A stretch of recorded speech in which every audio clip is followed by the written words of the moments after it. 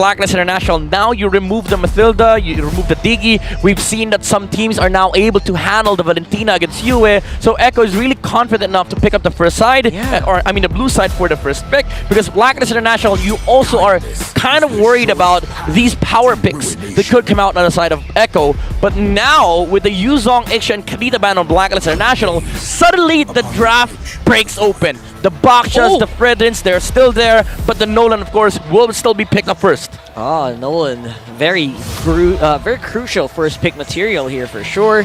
So I'm not sure if Blacklist are sad about the bans on the Terizla. I know Ian's gonna be sad because he played a pretty good Terizla before we started the day, right? So maybe that's gonna be something that maybe Edward's looking at already, but we have a lot of open picks here. Baksha's open, there's Edith open as well, and don't forget Navaria, Paramis as well. There you go. You know, something that we've discussed actually behind the scenes. Like, I think Paramis is a much better suit for UN nowadays, because again, we've seen a lot of PH teams, specifically the PH teams, counter the Valentina. You know, I actually am wondering or curious, because upon watching the English broadcast during this playoffs, we mentioned that Carl TZ, we've known him, he can rock assassins, he can rock junglers, but the past few games or series, he's been using utilities. Even if he used that Lancelot, it was a tank slot rather, a semi-tank slot build. So this is gonna be crucial if Carl TZ will stick with his Nolan pick. Oh yeah, I mean for sure Echo watch, you know, Sensui's games in the, you know, with the Nolan, and now Echo is just denying the hero pool of Blacklist International. Now Renegade, it begs the question, what do you have as the roamer for Blacklist International? Novaria is out, Kaja's been taken, I would say the most dominant Kaja performance we've seen since recent times. JP on this hero is just phenomenal. So now Blacklist International, you have the chance to pick up the gold laner, but what do you get? I mean, in front of Kaja, nothing really matters. You pick up the Claude, there's still that Divine Judgment. You pick up, what, the 1-1, there's still that Divine Judgment, and you're susceptible still with the burst damages. I'm gonna be surprised if they pick up 1-1 here. I'm gonna lose it, honestly. But now they go with the Arlott. It is the Edward here. It is Legend Zero on the EXP. Especially with the Yuzong removed from Blacklist International, it does telegraph what are the options here for Echo, like the Paquito, the Terizla was also taken out, so it does limit the XP pool for Echo. Yeah, and we actually did see yesterday Arlott was very much favored here by Agent Zero, definitely showing up, but again, a little bit too late. We saw yesterday. Now, we're loading up into this graph here. Again, the official term is radar, according to Mr. Wool. Yep. What can you say about this radar, brother? I mean, Blacklist International does have a strong early to mid, especially with the Baksha and of course the Arlott. But Echo, man, their isolation play is off the charts, especially with the Kaja and having a Nolan as the assassin. They have decent damage output to take out the heroes that they need to eliminate from early to mid as well. So it's not like Blacklist International has a huge lead in the early game, because there is still that pick-off capability coming out from the side of the Orcas. Yeah, and looking at the pick-off potential, it's really easy for Echo to pull things off like that, especially focusing on Oheb. I mean, they have the Kaja, which I do believe it has a high win rate on JP. I believe it was 100% for a very long time, but now it's not. But we'll see, because Echo, they're going with what's familiar apart from that Nolan that might go to Carl TZ. Yeah, that's a very lethal combination, right? If I would say so myself. There goes the Paquito ban from Blacklist International. Now Echo is really forcing out the Irithel pick that could come out from Blacklist. It is a strong pick, considering that they have a very good composition when it comes to early to mid, especially with the Paramis and the you know, the Arlott picking for Oheb. But it does for you into position where Echo knows what your marksman is going to be. So if you're Blacklist, it's either you pick up the Irithel here, or you pick up your Roam first and then choose your marksman later on, which tells me Raphael is still a very good bet here for Blacklist International. But they still go with the Irithel, and now Echo, they have a lot of answers here. Paquito has already been taken out, but the glue is still there, even though it's up against a Paramis. But Lapu Lapu, Sanford brings out the M4 EXP Classics. And I think it's a very good choice. He has decent tankiness, he has very, very good burst, and it's also an anti-marksman. So I think Echo is really on a very good position here, especially when it comes to the damage department. Now, marksman, I think Claude is still okay. Either you go for the Claude here or you go for Clint. Feels for, like a for trap, Benecutie. though. Right? I feel like that Airfield pick was a trap set by Echo. Yep. And they created this Lapu Lapu in mind to hunt him down, which has a lot of wins in the international scene. Now the Wan, like you said, Midnight. I'm not so sure about a 1-1 coming out from Echo. I mean, it is up against an Arlott and also a Faramis, so Yeah. it's a little lackluster, but you get the idea that it's a marksman that could zone out Blacklist International in the late game because again they do have a lot of threat, like the catch from the Kaja, and of course the burst damage coming down from the Nolan and the pokes from the Navaria. But early game, it is gonna be a big problem for Echo, and now Renegade goes back to the Angela. This is disgusting sustain from Blacklist International. You mentioned that Echo might have a hard problem in the early game, but with this Angelo pick, their problem just got bigger. Although Benecutie has this 1-1, I still can see the concept of what Echo's gonna do, and you actually quite mentioned this. Look at the sustain meter for Blacklist. It hit the roof. It literally hit the roof, Midnight. Yeah, it's 9.9. It is 9.9. Again, it is disgusting sustain. They have enough damage. They have so much peel.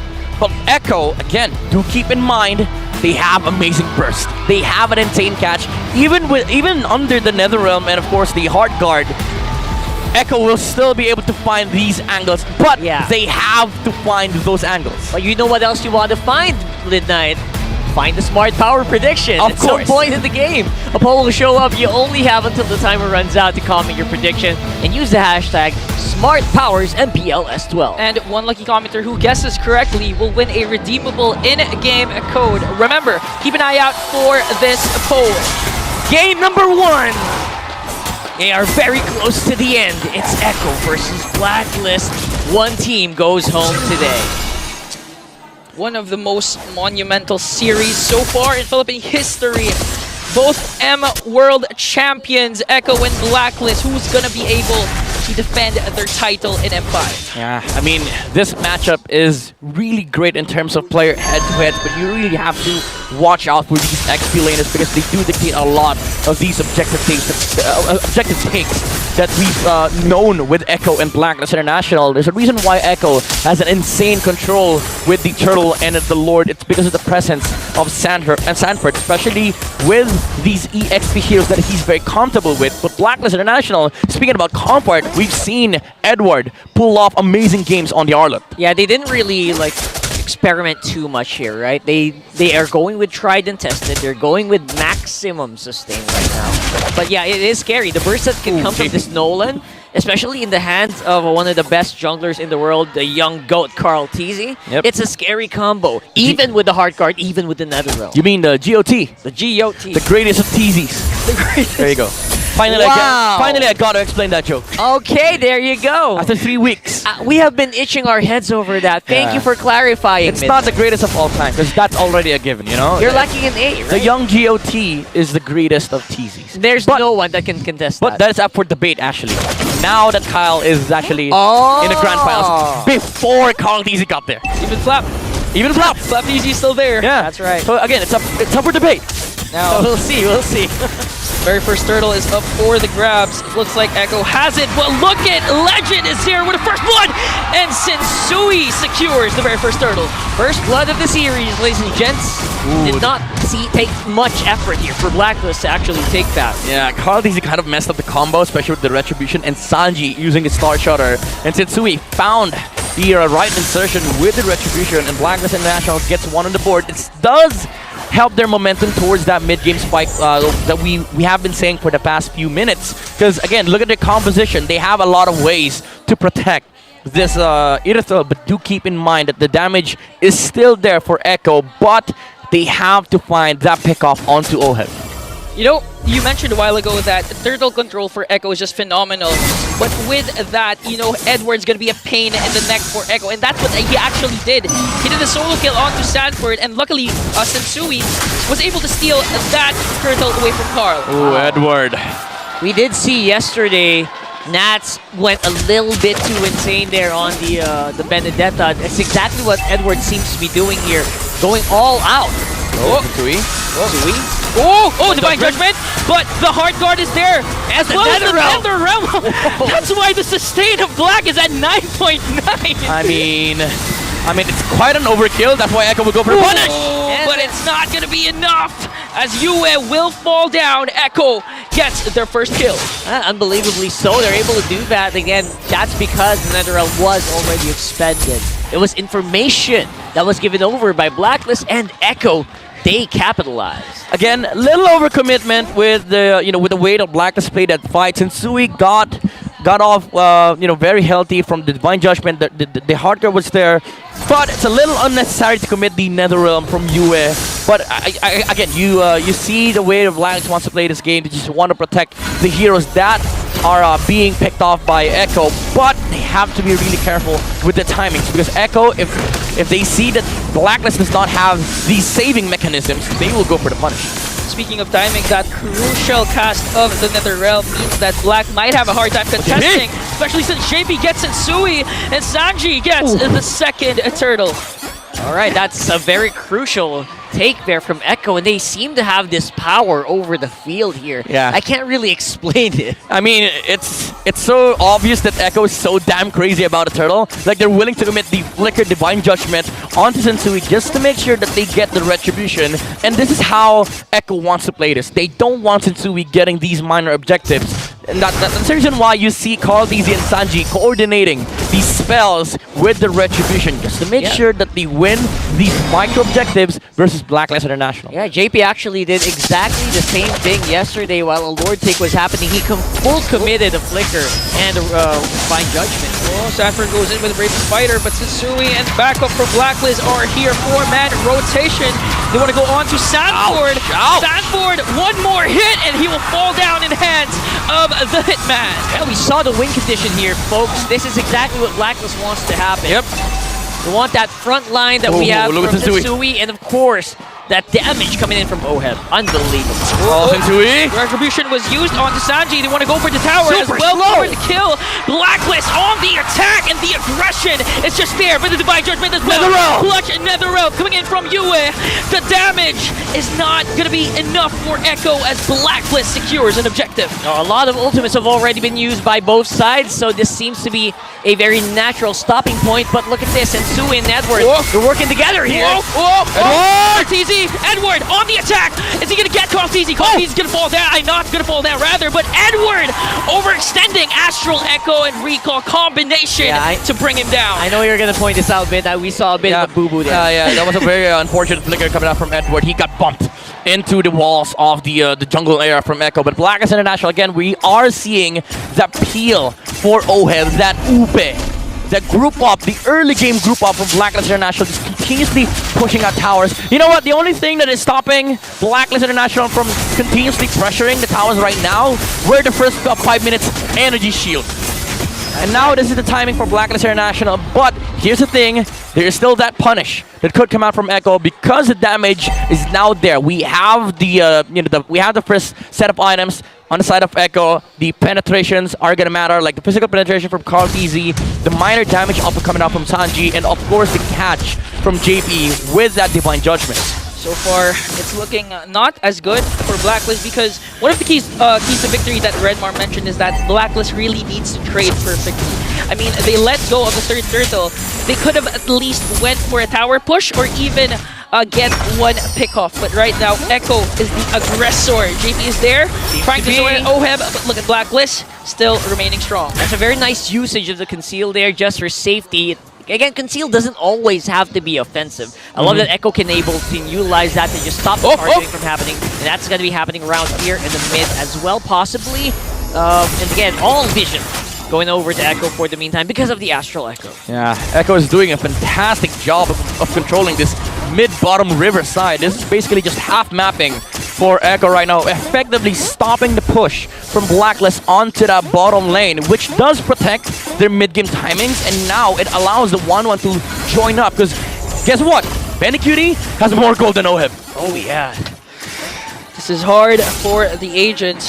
We were expecting that Blacklist would have controlled the early and the mid game, but right now Echo is proving the draft. Hard guard is there, but Daddy JB is elsewhere with a divine judgment. Carl TZ picks up the kill, and look at Sanford going right after the hitman. That's 2 members down for Blacklist. US, Sensui, and Edward. They want to go for the trade. Final slash Pets 2, and now Sensui and the rest of Blacklist are trying to walk away, but the Netherrealm is there to save the day for Blacklist. A little bit too late there for Blacklist, though. Of course, without the Netherrealm, Oheb just dead meat, even with the hard guard. Yeah, that was also a very good response from Echo. They knew perfectly well what Blacklist wanted to do. Like the Irithel, he wanted to go top lane because there's nothing happening on the bottom lane. Echo immediately grouped up on the top lane to try and pick off the Irithel, and it worked. Even under the hard guard, I think even under the Netherrealm, they take that kill. Absolutely. Oh, Carl TZ, but Sensui has the hard guard right now, and Edward just trying to disrupt Echo.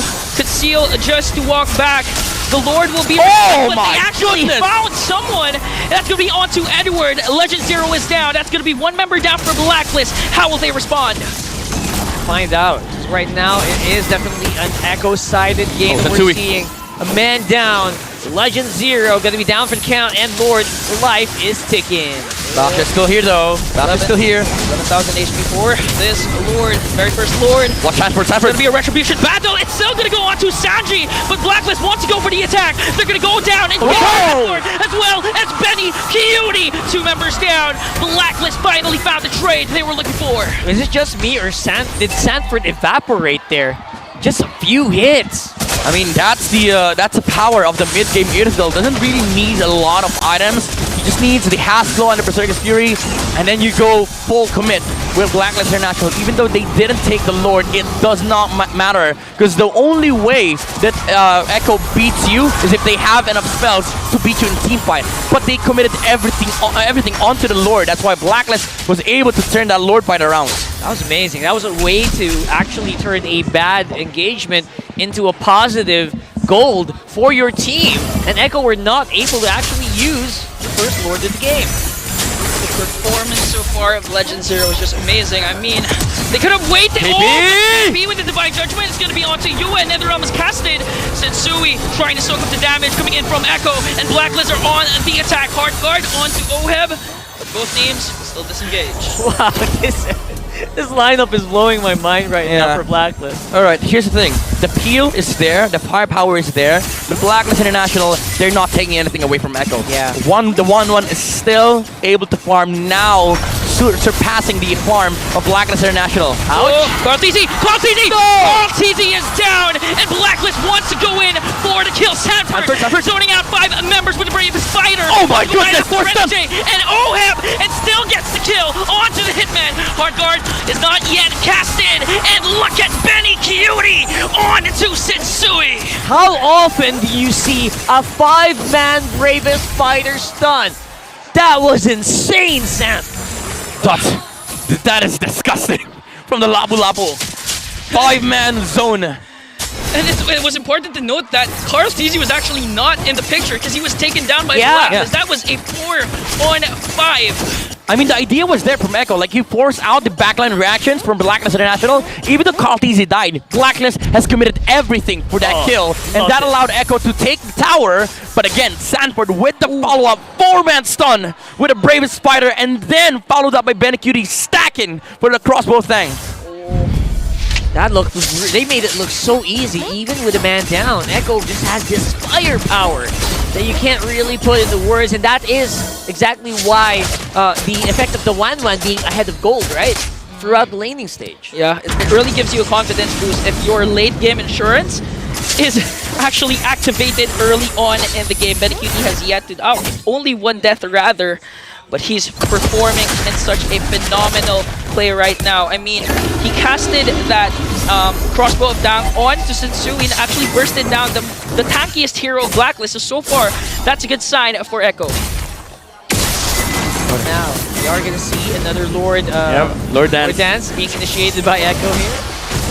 Cha we're seeing. Sanji's going to be taken to half. Very good heads-up flicker from the Navaria. Could have been very disastrous for Echo if the final slash was there to hit the Navaria. Even with the flicker, he's not going to be able to get out because the stack from the Vengeance will be there. Just realized these two teams are the two maestros of the lore dance. So Oh yeah. Start counting. Start counting. It down. Yeah, again, look at the XP, look at the EXP, look at both Sanford and Edward. Look at their positioning. It's going to be very instrumental for both teams. Final slash. It was used. And now JP! Echo knows this. That's why JP goes in for the kill. And now their realm is casted as well. Look at Sanford in the midst of everything going at after Sensui.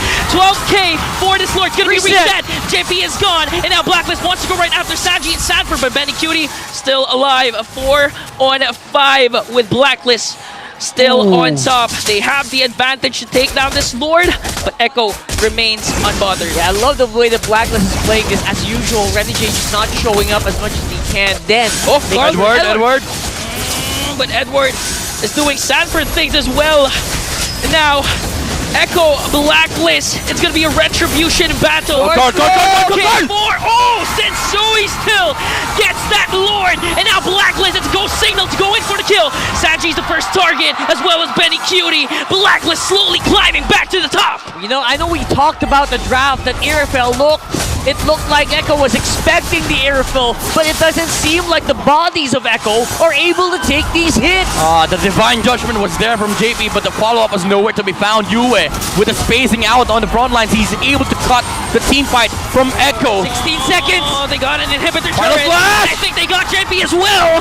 NetherRealm is casted just minion to waves. soak up the No damage. minions, no minions. But they have to think about the Lord in the bottom lane. That's 2 members down. Betty Cutie and Sanji are now in the picture. Will they be able to defend this? the ball! They really want this game #1. But Carl TZ answers right back when he was shut down. All right, I love the discipline here for Blacklist, and man, oh man, Echo, they're still playing it up. They're not letting Blacklist walk all over them. Oh, that was a very big clash for both teams. But on the other hand, Echo, that's detrimental because that's 2 inhibitor turrets taken down. And at this stage of the game, you're starting to feel the damage of OHEB with this Irithel. That's going to be a problem, and Echo needs to solve them. And it starts with JP. JP needs to get a good and crucial pickoff, maybe onto OHEB or even onto Renegade. It's actually becoming very difficult for JP to make these pickoffs happen because he's starting to become more fragile, right? Yeah. As time is passing by. And again, the positioning from Yue has always been phenomenal. He divides the team fight for Blacklist International because Echo, they have to bypass this Paramis, but you are going to be susceptible for the pull. And now, that was what we saw earlier when Blacklist decided to go for the push. It was just unfortunate that Carl TZ had enough damage to clear the minion waves. But again, the damage is there. It's definitely there for Echo, but you have to execute. They need to find a solution to this divide that Hugh has been doing, especially with the NetherRealm, and of course, the Shadow Stampede on the front lines. Yeah, all of this, a very delicate balance that Blacklist has been doing so far to make it work, but you can't really absorb these hits over and over again, right? If you are Blacklist, Echo is still very much on your tail here.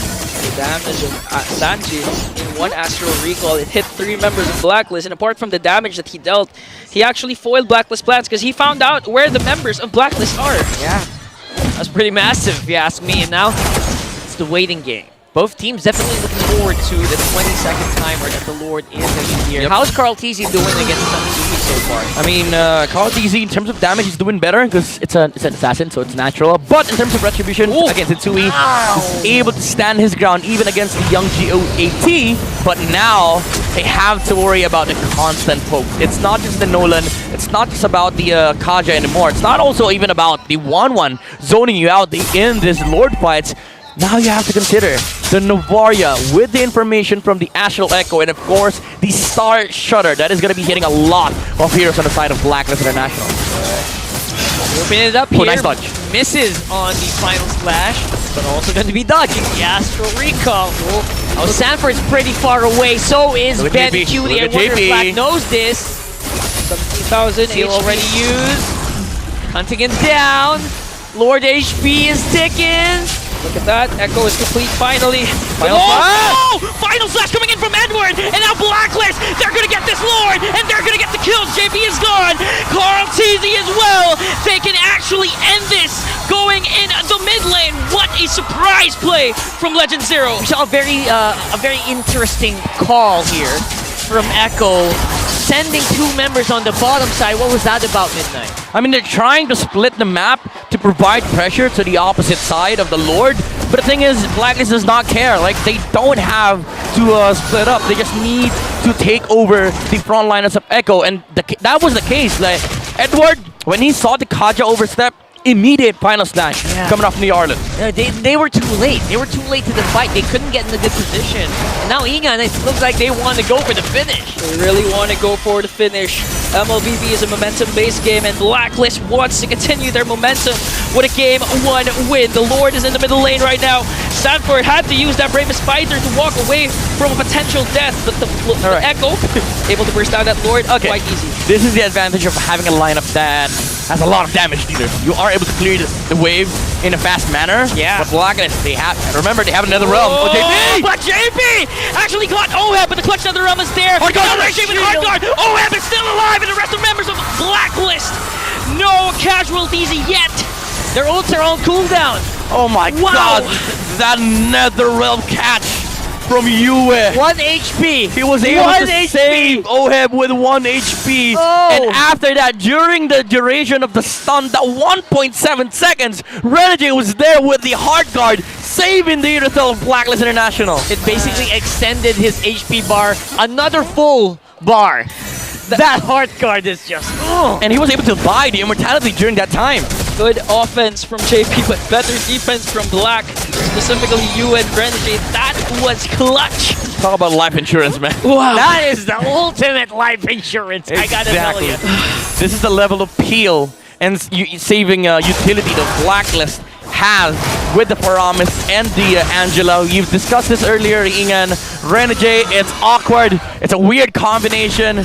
But man, oh man, they make it work. Yes, they're making it work, and Renegade, he's really showing that again, Edward is wide, but Edward with a final slash there. Both teams, they're still disciplined enough. We're approaching the 20-minute mark. Yep, Echo definitely has to be careful about the angles that Edward has been making with the final slash. Yeah, so far, Blacklist has been riding on that final slash, because if you guys don't know this, it's basically the only crowd control they have. The only AoE crowd control they have. It is. So Legend Zero's decisions here are super crucial to get these pickoffs. Yeah. Again, it begs the question for Echo: do you want to switch up targets? Because if you take down Edward, you don't have the crowd control versus the Irithel, but it makes the team fight for Blacklist International very, very awkward. It has to depend with the survivability coming out from the Promise, the Angela, for the Irithel. But it is a way for Echo to fight into this lineup of Blacklist International. It's one way. Oh, Edward again. Blacklist. About Edward, that's exactly what he's doing right now. They're blitzing the Lord. A knockoff coming in from the Lord. It's gonna be Retribution. Oh! But look at the goat of all TZ securing the Lord, but Blacklist wants to answer back with a kill. Sanford's gonna go down. Call TZ's gonna go down. Look at the 1-1. The 1-1. No, Wait, Edward's there. What's called? Edward's there. Legend Zero's there. Blacklist, they can actually go in all mid. They don't have the audit here. Yeah, they don't have the engage. Sensui soaking up the damage. They have no minions in the middle lane. The stack! Benecuity, the damage can be felt already. The immortality. Oh, no. But Blacklist, I think they can actually end things here, but the Lord is in the middle lane. Okay, Star Shot miss from Sanji. If it hit, it would have been very devastating for Blacklist International. Edward's here in the middle lane. They might want to go for a re-engage here for Blacklist, but they don't have the nether realm. They don't have the hard guard. JP, clutch Winter Truncheon. You is still alive with the nether realm, and they can actually end this. Blacklist might be able to get Game 1. And they do. This winning moment is brought to you by our official sponsor, FWD Life Insurance, and the agents are going hey. Wow. That was some very good timing for Blacklist International. Edward was there, made it into the perfect time. The cooldown as well from Yue. Perfect buy time with the Winter Truncheon. Bought the immortality just in case. After the freeze status, the Netherrealm was there. Honestly, I can't believe they made that lineup work. It felt so difficult to pull off. So obviously you got so much sustain, but your only initiation tool was Edward. Yeah. So that's impressive. You know, I actually want to commend Yue because you mentioned this before. That Yue is the type of player that if you want damage from Yue, he'll give. That's gonna be interesting. Something that Blacklist doesn't want you to suppress them with. And now, do they have the option to Kaja here? But it's banned out. Yeah, all the suppressors are banned out. I was actually gonna ask, has Sanford's Yuzhong ever lost a game? Yeah, he did. I think that was There's a yesterday. few games. So it's not 100% anymore. All right, this is interesting. This is the first time that Nolan has gone past first phase. Now they go for the Edith. They go back for the Edith on Edward. No joy, unless it's a Renergy Edith, which still makes the case for last pick Joy. If Echo goes for something like a Bruno or a Brody here, it is gonna be an instant lock-in on Joy, I believe. So I think the safer bet here is to go for Irithel or the carry. My imaginary world. But they go back to the 1-1. I'm not sure about this 1-1 pick. Cho, alright. Very Joy. classic Echo stuff here. I want to see Joy. I did a Joy or off. Sorry, they don't have a marksman yet. They need the actually. marksman, yeah. Yeah, they don't have a marksman still. So, alright. Bruno for Oheb. Unless it's I don't want to say it, Edith marksman. That's too much. Yeah, that's too much. No. That's too much. Obviously, I know Blacklist loves to bring out some new stuff, but that's not something even I would suggest. I'd say Bruno, Irithel, Brody still works here for Blacklist. Still really, really good. It does have a lot of potential with the Edith, unless you want to go for a Beatrix on Oheb. Like it combos up well with the Edith. I would say so. But right you now, want to go Bruno here, honestly. Like you want to have that fast-paced tower pushing machine for Blacklist International. But they go for the Beatrix.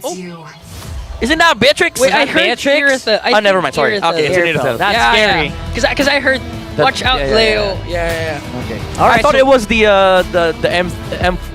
was that an M4 skin? M3. Right. So yeah, speaking of Leo, I big heard it. congratulations to Mr. Leo himself, Daniel Kubangay, winning the best English talent here. Look at this MPL index. Philippines. Just want to bring that up.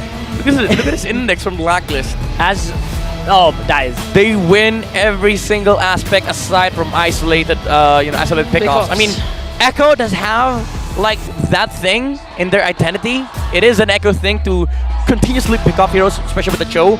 But Blacklist International, they win every single department. And I think that's going to become a problem here for Echo, because looking at early to mid, this 1-1 is not going to be able to fight into this group up of Blacklist International. Yuzhong or Sanford has to make the game here for Echo. He has to be able to play around these objectives the Blacklist wants to take. The Yuzhong has to matter here. And apart from that, we've seen in game number 1, Echo's pickup potential was high. But the problem is, down to the mid game, to the late game, Blacklist was already doing their Uber strat. They were grouping up, so it was really hard for JP to actually get the pick off that they need. Although there were times that he was able to pick off Irithel, Oheb, but the sustain coming in from Yue and Renegade was just too much for them. And there you go. So fans are getting ready. They're getting riled up here. So we load up into game number 2, and game number 2 is looking a lot closer, I gotta admit, because of the picks, because of how we are seeing Echo utilize some of these heroes that are known to be very, I would say this, fatal against other teams. I mean, honestly, it could go either, the other side of the extremes. Like, it could easily be a Blacklist game, or it could easily be a very close game between Echo and Blacklist International. Because I don't see, like, the win conditions for Echo. Like, again, Sanford has to be crazy this game, but your number one problem is that there is that Black Dragon form as well on Yue. That's the spell that Blacklist wants to steal on Echo, and it does give away the win condition from Echo towards the side of Blacklist International. Yeah, mostly the win condition for Echo here is to win the lanes. Yeah. Straight up. But how do you do it when you have a 1-1 up against an Irithel? Yeah, and apart from that, Edward, the very first game, he was overloaded with responsibilities. He was the main setter for them, and he was the main zoner. But this time, as you mentioned, with Yue being able to steal that Black Dragon form, Edward can actually focus on doing Edward things, like doing the micro things, the macro things. The crazy thing about this composition for Blacklist International is that battle spells are going to be crucial, and I think the Purify on Yue is going to secure the early game for Blacklist, because the thing is, the only catch and the only playmaking here that they have on Echo is the Cho. And you are up against a Mathilda and Edith. These two heroes don't really care about the Cho. And if the Valentina does go for the Purify, who do you go on to? Like, you want to try your bets on the Edith though? He's going to be very, very much protected. But actually, Renegade instead went with the Purify on Mathilda, and Yue very confident with that flicker on the Valentina. All right, let's load it up. Let's get the gloves down. It is game number 2 between Echo and Blacklist here, the lower bracket finals. And if you just joined us, it is for their tournament live. It is for the ticket to M5. Very monumental series once again. These two teams very familiar with each other. They've matched up a lot of times, back and forth wins. Blacklist actually secured their very first win for a very long time in the second day of the playoffs, and now they're looking to extend their win streak against Echo. I'm liking the emblem here from Edward with Swift on the tier 1 talent. He is eyeing to be, it's sort of like secondary damage dealer for the side of Blacklist International, and he does hurt. You know, the Edith in the late game does hurt, especially with the ultimate. He turns into a tank marksman. Primal Wrath, definitely one of the scariest ultimates here in this game. Turns a tank into a marksman in the blink of an eye. And we have seen Edward do these things as well previously. We've seen him go 2v1 and win and kill those two that were challenging him. You have to go back to week 3 of regular season when Edward showcased the power of the Edith. He was able to like outlast the late game of AP Print at the time. But mind you, he was playing with a Claude, but he turned out to be the late game damage monster that he was, and that's an Edith. It's an Edith on the EXP. That's one thing that Echo has to also worry about. Late game is an issue for them. But Midnight, that's a huge off. That's a huge off. I got a reference. Sui, beautiful thought, but JP easily escapes that.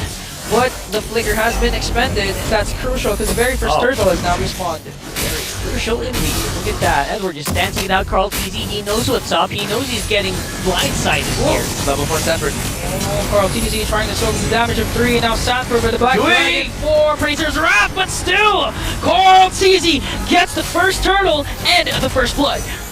Alright, Sensui got poked down, and then he was killed off before he was able to sort of deal with Turtle. He did his best, like with Empress's Wrath into the Retribution. Unfortunately, the damage wasn't enough, so Conti was able to secure that Turtle for, I would say, 3, because the Britain didn't really matter because he died even before the Turtle died. Oh, that is true. That is true. That's something that you have to think about, right? Before you start the match, who's the weak link that we can target here?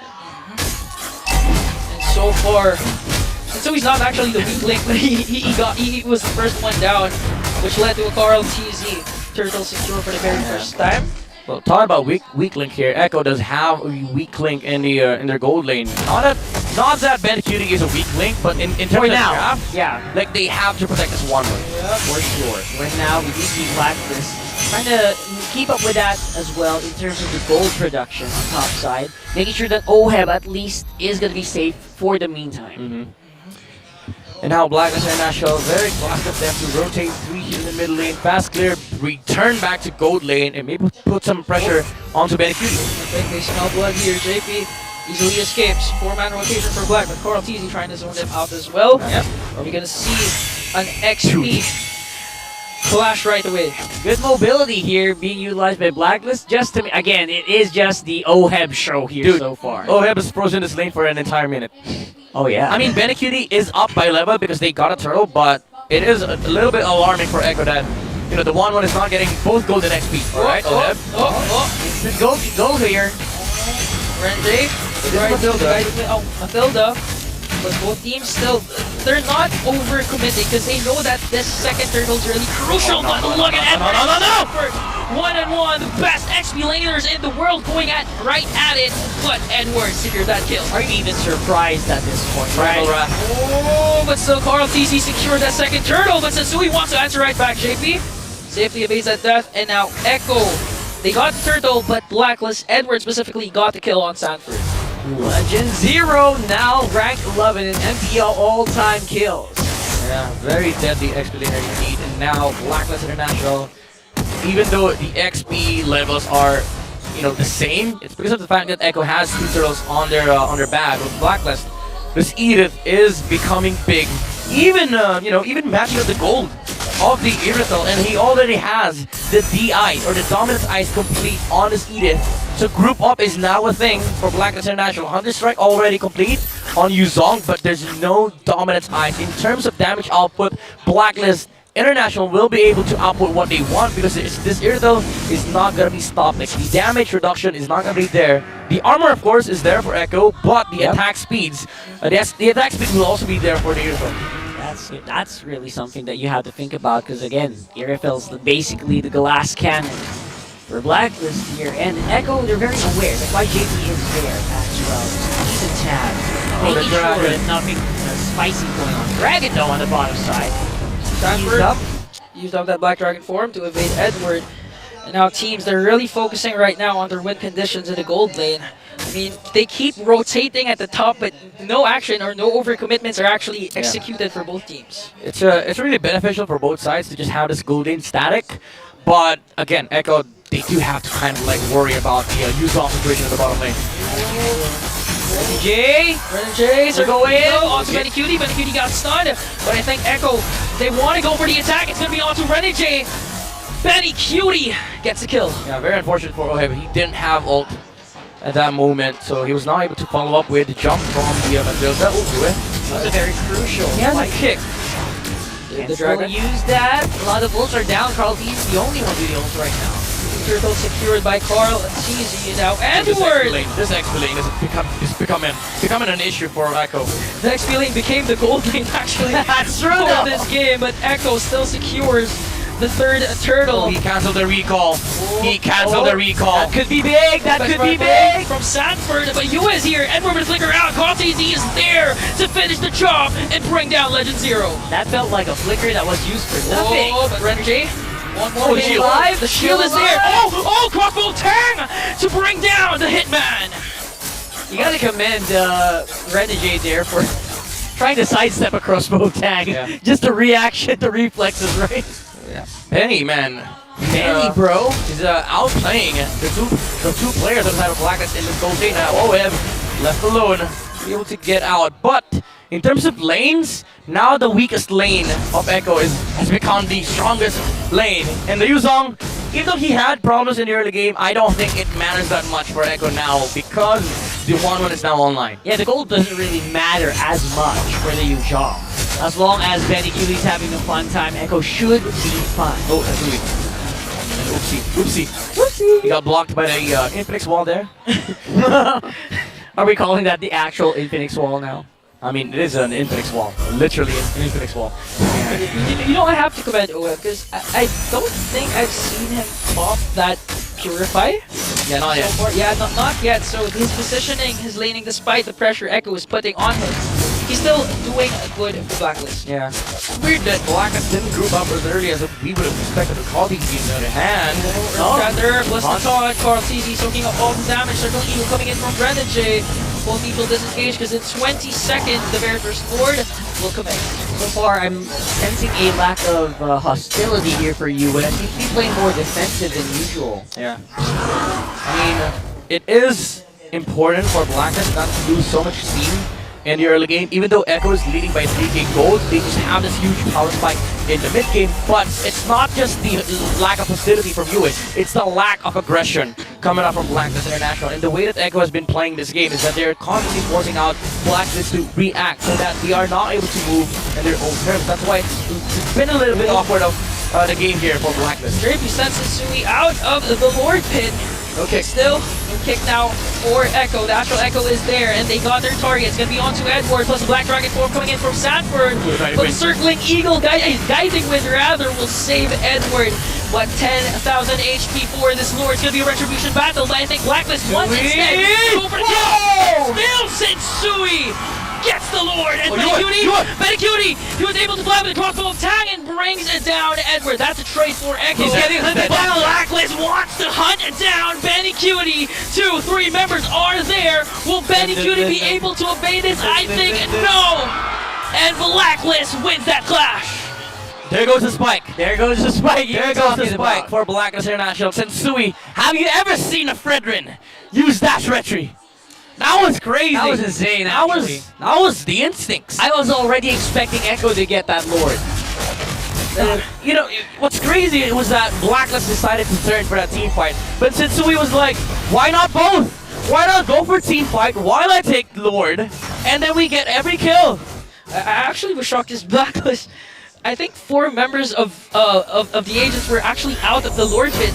Yeah. So I was saying that Blacklist instead wanted to go for the kill, but instead went for the kill plus the Lord, and now they're going for every single turret. Why not both, right? Why not both? Multitasking. Yeah. The thing is, Echo, they've exhausted their firepower when they try to burst down Edward in that team fight, but all that thought Sanford. Echo wants to go for the side. Oh, the guiding wind! But the guiding wind is there to save him. Now kick onto Edward. Oh, but Blacklist turning things Counter around kick. with a Yue Black Dragon form on his own. Blacklist will disengage because Benacutie was there. Dude, at this point, there's 2 expilators on Blacklist. That's right. And 2 gold leaders as well. Oh yeah, that's true. That is true. Edward Edward is with gold Primal XP. Wrath right away. Edward is gold Gold XP, XP. you is support XP. Dang. All right. So if you're Echo, what's the play here? What are you supposed to do?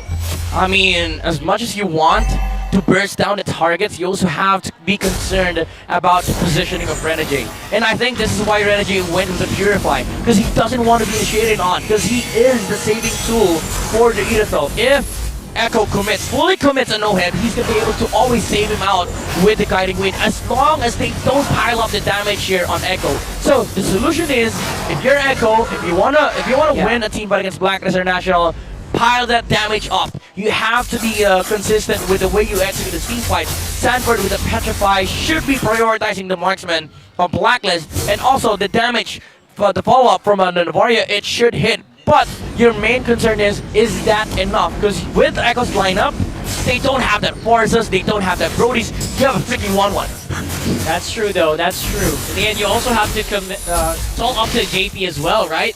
We need those pickoffs from JP. And then we're trying to do that. Oh, but it got Oh my cancelled. God. Sensui with a beautiful taunt. And now Petrify play coming in from Sanford. Alright. Plus a crossbow attack coming in from Benacutie, but Blacklist, they're going to answer right back. Oh, have Yue Renegade is going to go back. No casualties so far except for Legend Zero. And now that clash sets up Echo for this Lord. Very bloody battle that we're seeing here so far. Echo going a little ham, especially Benacutie right now, who, whenever you give him a target, he seems to be very keen on just taking that target down. Alright, that shows that Echo has a way of fighting into Black International. Unfortunately, not a best target, even though you are able to take out the Edith, but you want it to be on the right here. Like, it's either the Tsui or, you know, the Irithel, Yeah. Oheb. Because Blacklist International, even if they lose Edward, Ooh. Echo has exhausted everything. Maximum vision here from Sanji with that beautiful Astral Echo. Hey, no, there's no Dragon Form assassin. And it's an Astral Echo as well. Oh, they get Gontizi here with Earth Shatter. And now clashes are ensuing for both teams. Right. Oh, as well, dishing out the damage they need to bring down 2 members. That's going to send Echo back and Blacklist to get this Lord. Seems to be very, very efficient right now with the usage of their ultimates. Blacklist are going to be securing this Lord once more. If you want a movie for game number 2 of Blacklist and Echo, name it Wrath of the Agents. Wow. Primal Wrath, Abrasion's Wrath, throwing all the damage over to the side of Echo. Again, Blacklist, they knew that there was no way Echo could have re-engaged. There was no Dragon Form, and they had no ability left. Like, the crossbow fangs were already exhausted. The Blacklist, after getting the catch onto Carltes, he used up everything. Yeah. Even committing the Primal Wrath to take out the frontliners of Echo. Their APM is off the charts. Their anger per minute. Yeah. The Wrath. The I get it. Wrath. I get it. They're out for a Dang. minute. Now I thought you were going to say WPM. Wrath per minute. Graph per minute. That was too obvious, though. I get it. You went deep. You went deep. We gotta go deep because that's exactly what Echo has to do. You gotta dig deep. Where's the offense gonna come from here? Dragon Form. Dragon Form just throwing out the remaining members of Black. Will he commit with Petrify play? He's not going to commit. They're going to easily burst down this Lord. Knowing if their turrets take it down from Echo. Echo just makes sure that Blacklist does not use that Lord. But the thing is, they saw that Dragon Form. They saw They that. see that big dragon. And they know it can come anytime. Edward on the play. Looking for a target to You maybe win. use that onward. You were trying his best to get the dragon. He wants that. Out of He range. wants Out of it. range. It's out of range. Renegade cancels that Circle Eagle. Ooh. Successfully takes down an inhibitor. without and they actually take down the top inhibitor as well. Yeah, again, no Dragon Force. So Blacklist, not really scared in terms of initiation, and Renegade always using the Guiding Wind backward to make sure that OHIB is going to be able to press that to save himself. Now Wind of Nature is available for OHIB, so the Dragon Form and the 1-1 will be less of a problem here. Will be a lesser problem for Blacklist. It's still a problem, but you're not scared of it that much because you have a way of dealing with that physical damage coming out from both the 1-1 and the Yuzong. Yeah, that's true. Actually, majority of Echo are physical damage dealers. Yep. It's only Sanji who is going to be able to deal that magic damage, and because of that, that Wind of Nature pick is massive. Yeah, and it gets heavily countered by Athena Shield. It's like another realm and hard guard combination for OHIB. Like in game 1, he has that Purify, he has that Wind of Nature, maybe later on Immortality, and he has that Guiding Wind coming in from Renji. So it's really hard for Echo to go right after OHIB. So how are they going to solve this tonight? I mean, at this point, it has to come down to execution, right? But let me add one more problem for Echo. There is a Wind of Nature on the Earthel, but there's also a Winter Truncheon on Yue. So even Yue can stand toe-to-toe with the 1-1. Now, do keep in mind, he is rocking that Impure Rage, which deals like a lot of damage, especially with the spells that Yue has. And he now has the COD, the Lightning Truncheon, both Truncheons, and the Divine Blade. He is a walking burst damage against this 1-1. And not to mention that Terrify. That's Terrify as well. Terrifying, literally. Terrifying. Yeah, And then he can actually make a Black Dragon with the that too. play. That is something I want to see now. Just to bait out the skills from Echo. Layers and layers of problem for Echo. Echo, of course, they are still in this. They're holding on. Trying to dance out that more. JB though. JB's gonna force. He has to go back away, and now this time, Echo has no upper ground. They have no position to do those outplays. That's true. They're gonna have to really just dig deep, like we mentioned earlier. Look for that crucial pickoff. Look for OHIB. Look for Renegade maybe. Right now, they're just in very good positions around the map. Even Edwards on the side. Like you said, that'll be the shield. That JP's having a hard time just sailing the damage coming in from Yue and Renegade as well. 20,000 HP. Look for the turn, look for the turn. Turn. But Edward! But the way of the dragon connects onto Legend Zero. Flicker out, but Sanford! Play! Flip Betty Cutie with a crossbow attack. He's locked in onto OHIB with a bit of nature as well. Circling Eagle, that's not gonna be enough. Double kill coming in from Betty Cutie, but Tensui answers right back with a Praetor's Wrath. They want to go right after Sanford, but Sanford is just too much to handle for Blacklist. That was so good that Petrify actually stopped Edward from using Primal Wrath, getting the shield, and then him just going down. And unfortunately for OHIB, he had to pop the Wind of Nature, which made him susceptible against the 1-1. Echo was successful in taking out both the marksman for Blacklist, but they still have firepower in the form of the Predator and the Valentina. Well, ultimates being casted for both teams. No casualties now since Sui, Carl, TZ, the two junglers going right at it. The both teams will have to wait for their damage dealers, because in 5 seconds, OHIB and Betty Cutie will be back. The only thing that stopped Echo from getting his Lord is their base. It was open. Someone always has to go down. Yeah, if Echo finds another one of that, they might be able to turn that team fight around versus Blacklist International. Petrify from Sanford is going to be up in 10 seconds, while the Purify is 20 seconds behind. OHIB has to be really careful with Edward. He shows up first.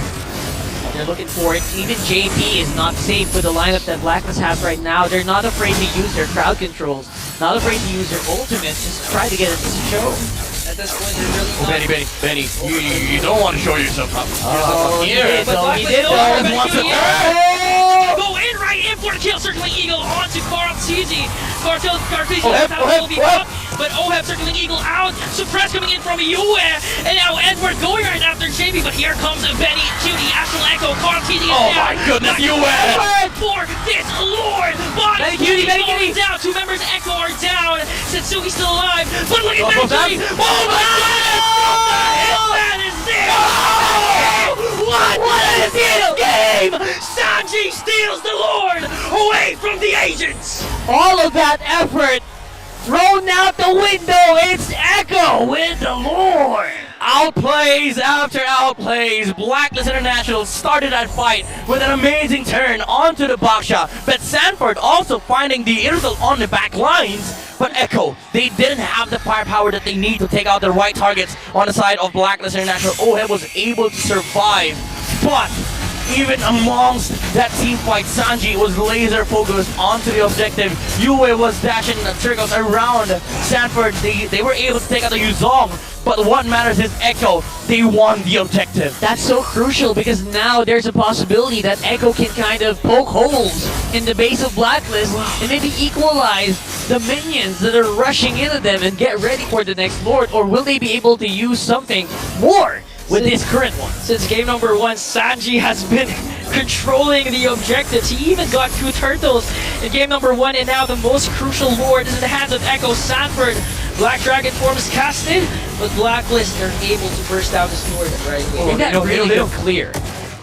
Wait, they know that there's a dragon for Blacklist might want to make a move here. They don't see anybody on the side of Echo, but Echo knows it as well. They have to pay their respects. They go back, they recall, and now we are seeing the past team fight that happened on the Lord again. Yue with a fantastic winner truncheon against Sanford, and he was able to dance around the Yuzong. Oheb also surviving that clash. They take out the Yuzong, but Sanji focusing down onto the Lord. Where is Sanji? There you go. Hey, there you on go. The left side with the snipe, with the star shot. Ooh. And Sensui did not use that retreat in time. I'm gonna be honest, I didn't know where to watch there in that last one. So it was actually gonna be very difficult for even Blacklist to find where Sanji was. Yeah, they were surprised. All the chaos. Oh, Sanji. Okay, Echo. This is classic Echo push play. 4 heroes on the right side of the map. JP's on the side, yeah, very forward. Blacklist International, they should be really careful with the way that they position their heroes right now, especially their goal laner, because Oheb does not have boots. He went with the DHS onto the last item. He sold his boots. So he is susceptible to the catch from Sanford, but there is that guiding wind. With Blacklist, they are able to kind of like maneuver around these fights, but they just have to be really careful because Echo, again, they might just find this creative angle to take out the marksman of Blacklist. I think at this point, it's not going to be worth it for Blacklist to just expend their ultimate onto JP or even Sanford, because at this point, every single ultimate matters. And both teams know that if one crucial ultimate is expended, they can actually go in and force a clash. So Echo, Blacklist, both teams, they need precise targeting right now, especially in 3 seconds. The Lord is now respawning, but look at JP all the way in the bush on the top lane. Yeah, definitely high quality information being given over to Echo because of this.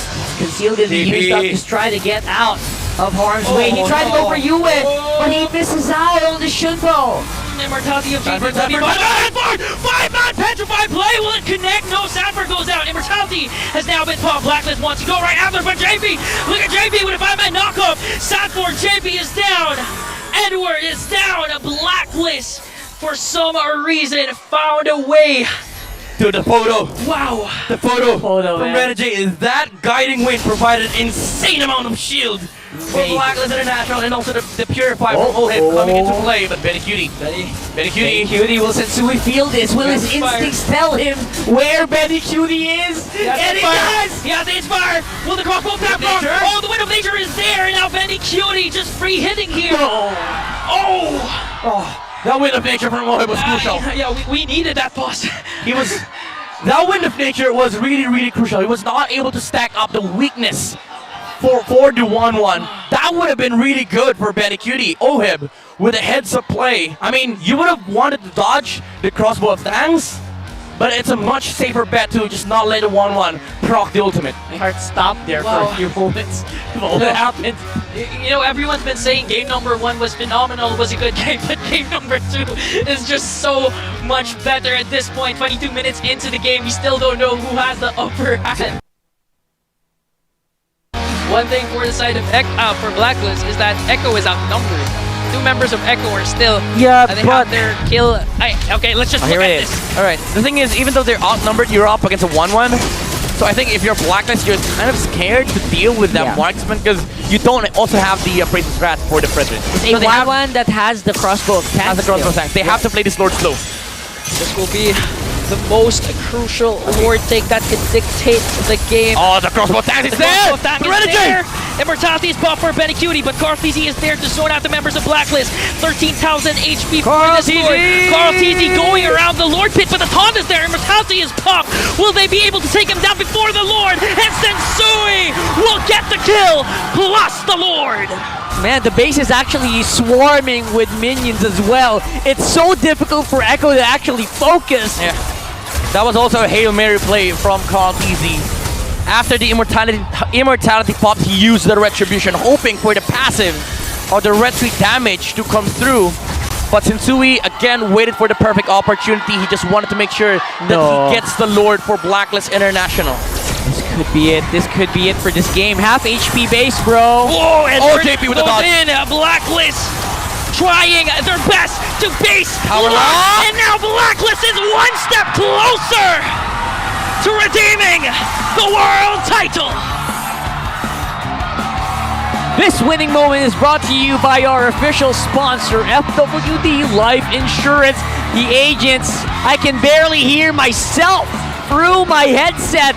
They are just one win away from M5 and one win away from another shot at the championship. There's no better way to put it than simply Blacklist playing to their strengths.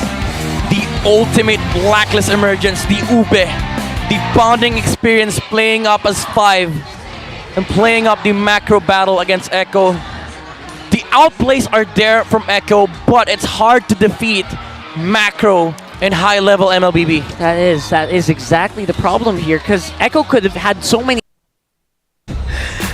I mean, that's the ultimate anti-thesis. Yeah. The ultimate, I don't know, disrespect, I would say, to pick it up against a team that really loves that hero. Yeah, but you don't do it here. I think Brody is a perfect pick here for Echo.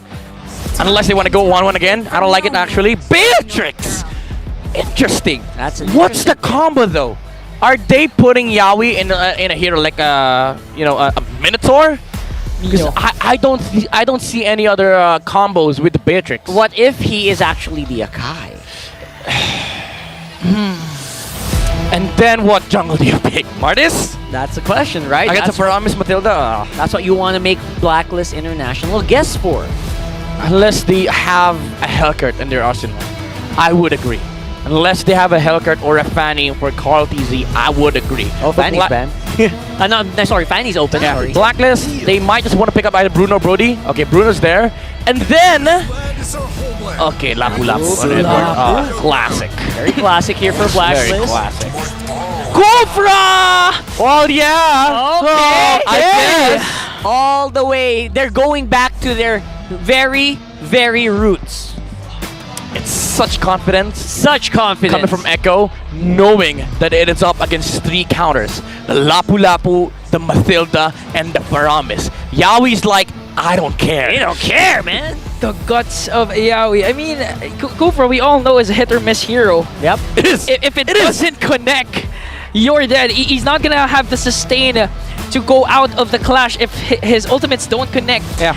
But despite that, this is a match point game for the opposing team. Yaoi's first game in the playoffs, still with the Kufra. It's a worse version of the Franco, but it's more explosive. But we saw earlier Blacklist dominating every single aspect of the draft radar. Even the isolated pickoffs is on the side of Blacklist International. That is true. Now we are on the cusp here of game number 3. Gotta remind you guys, Blacklist International right now at 2-0 against Echo. 1 win away. Back booking their bus ticket to M5, because it's not a plane ticket. Yeah, it's a bus ticket. Literally a bus ticket. Because again, just a general reminder to everybody. General reminder. Philippines M5 host. All right. That is correct. So whoever wins in this game will book their bus ticket. Yeah, that's why these... To here, Mike, here! That's why we understand why these teams are passionate, really passionate to win this game. Even RSG, even Onyx, even Omega, they really want this because we're gonna have M5 in the Philippines. All right, looking at the emblems, it's a classic Beatrix with a Thrift, Tier 1 talent, Assassin emblem, but interestingly, Yaoi with a full set of tank alongside a Wilderness Blessing provides mobility in the river. But Yawi not gonna be able to connect onto Renegade. Very interesting choices here being done, obviously by Yawi here. And I think he's very much aware that if you draft this last pick, you know you're down. You know you're at a disadvantage, right? Yeah. So he's just making sure that, you know what, everything has to go according to plan. So I have a lot of faith in Tic Tac, a lot of faith in Trevor, that they're not gonna do this out of the blue. Yeah, I understand, but you have to be concerned, right? You have to be curious as well with why they picked up the Kufra against the Promise. Like, Minotaur has been really popular versus this hero. I mean, like, other set heroes are also available, like the Grok, but they opted to go with the Kufra. It is rocking that firmness, however, so it is going to be able to sustain more in the early game, but he doesn't have that same level of mobility and sustain that other, other popular position fighter has. That's like, true. again, the Rafaela, the Minotaur, which are really, really good, supposedly good against the lineup of Blacklist International. Now the very first turtle is here.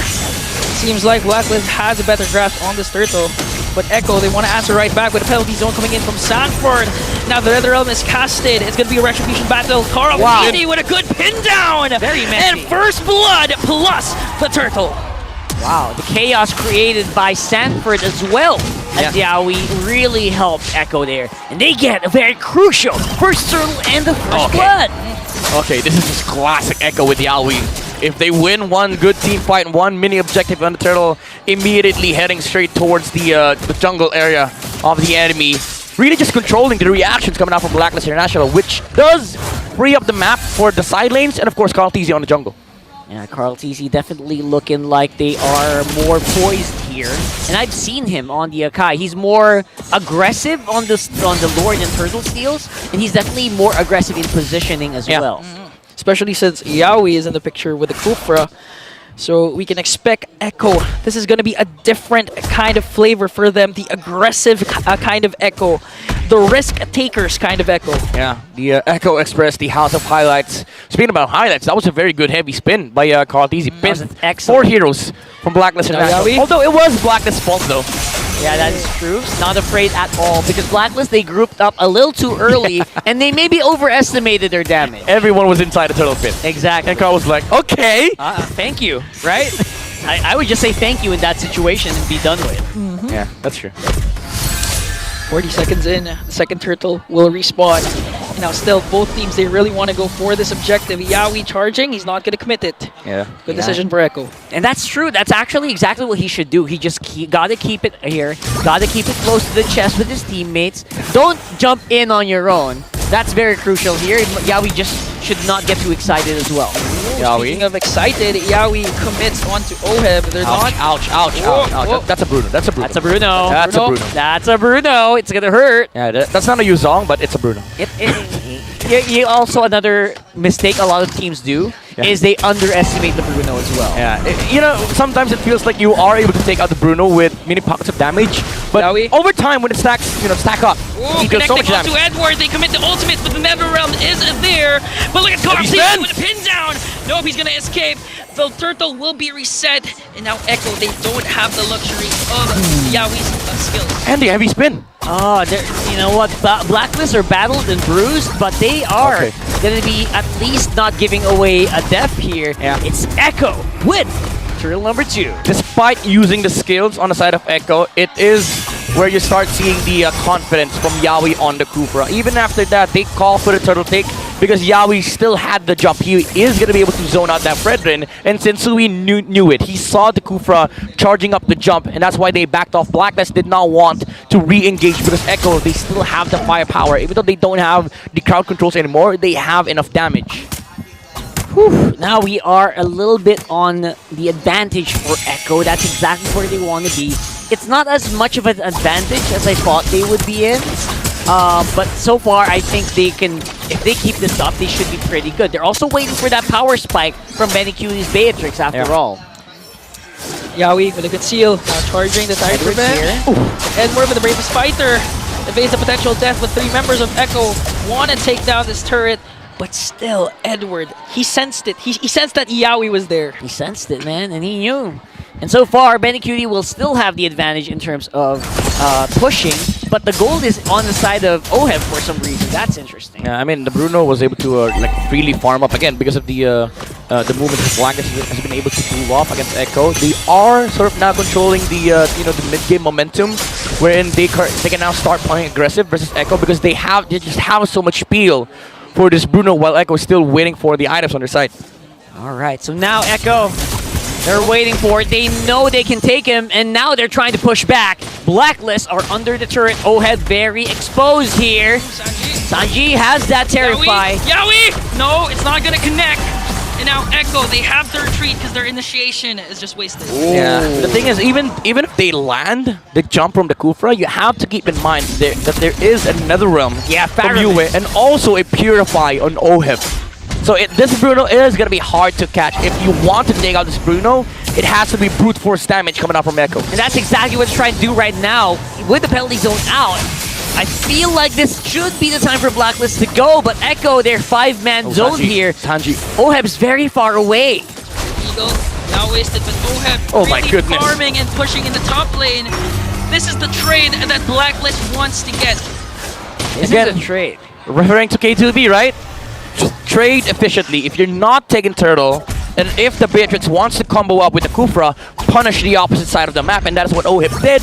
He took out the tower, got some gold, even though they lose out on the last mini objective of the game, which is the Turtle. You're still pulling out ahead in terms of farm in the marksman department, and it's crucial because Blacklist International, majority of their damage output in their upcoming spike is in the Bruno. Yeah, the maximum amount of gold that you can actually get for the Bruno is here, and that's actually super crucial now. So Blacklist, they got something. They're giving away every turtle so far, but the gold is in the right hands. I love the fact that there's no dominance ice on the side of Blacklist International. Like, they don't need it.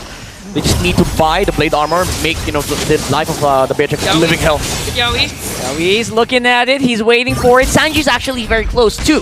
So his Terrify, comboed with the Kufra, can actually take down anyone. So also, Echo, they're threatening, but they're not pulling the trigger. Still, despite the addition of Yawi, they're a loose cannon, they're really aggressive, but still the discipline is there for the Orcas. I mean, it's match point for Blacklist, so it's a good sign that they're taking risks, but they are calculated risks. Yep, that's true. Talk about ecosystem, right? You are playing instead of Blueprint, where you start playing with your timings, and Echo, they know that their timings are upcoming with the Blade of Despair of the Beatrix, from the Beatrix, but Blacklist International, it's also the same. Like, both of them are gonna hit their timings in a bit, but everything that matters is, again, Blacklist International just has a lot of ways of dealing, in terms of dealing with the Kufra. That's right. So now, the Kufra. Have we actually seen the payoff yet so far for the Kufra? We haven't, right? I feel like it's always singular picks. And I think I'm starting to make sense with that Minotaur pick you were talking about, Midnight. Yeah, Echo just has one kill, and that was a kill where, that was a kill from a turtle fight before, wherein Carl was able to land four-man heavy spin. Yeah, but that was about it. That's basically it. So we're looking for some stonks, some return of investment here so far. And I would say Echo, they're getting small stuff, but they need to take that win. They need to take that win of a team fight. And Blacklist right now are pushing it in. We need a Giga Chad moment from Yawi. Giga Chad moment. Giga Chad moment from Yawi is expected. Now Tyrant's Revenge is there. Renegade, but the Netherrealm will be casted as well. Oh, look at Cutie takes down Renegade. Now Carl Teasy pins down Sensui. But Sensui getting the damage now. Edward's going right after the backline. Oh, Oheb is now down. Thanks to Sanford. That's 2 members down from the Blacklist. 3v5. Echo, 5 members Sanford's still alive. Sanford is still alive, but Edward is no longer in the picture. Hewitt flickers out, and Echo will secure an uncontested Lord. Oh my goodness. We were asking for the payoff. It is right here, folks. Feeling the effect. The maximum effect of the crowd control based lineup that Echo has. Echo system, by the way. Yawi with the jump in. Renegade dash in front of that bush. He was attempting to block the jump from Yawi, but after that, even though the Netherrealm was used, the timing from Bandicuity with the Bennett's Rage, he was able to take out the targets under the Netherrealm.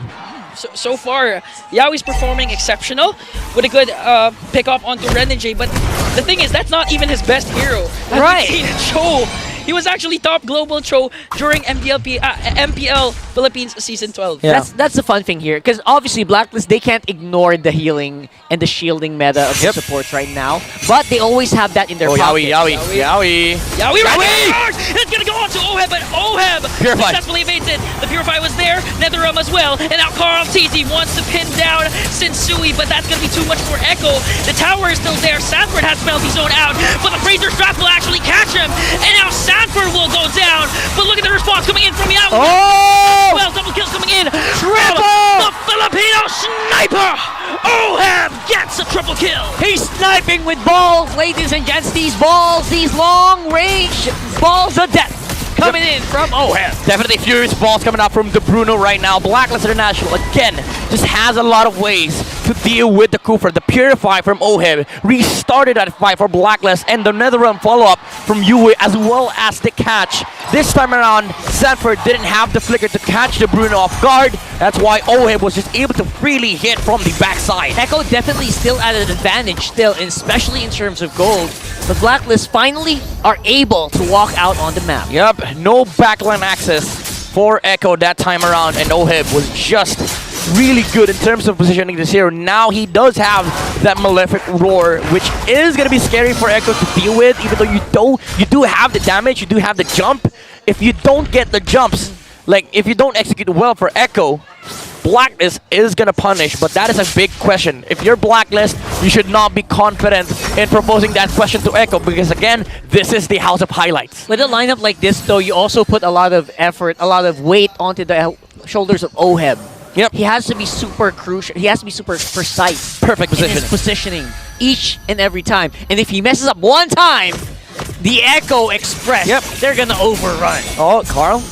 Okay, going back to the thought of Oheb positioning perfectly, he did mess up one time where he used the dash, and Sanford was just, okay, you don't have dash, you don't have flicker, I'ma just jump in, alright? Yeah, exactly. I'ma kill you. So they do have to, keep this Terizla in check for Blacklist International. Always look for where this Terizla is coming from. Where is Sanford, especially during this next Lord fight? You know, actually, apart from that, Echo also has to watch out for being too over-aggressive. They Watch have out. a 3k lead and they have the Kufra, so it's very tempting, specifically for Yowie, to go for those engages, despite there's going to be a Yowie, tower or Yowie, anything Yowie. else, and now Yowie, Sui with the taunt.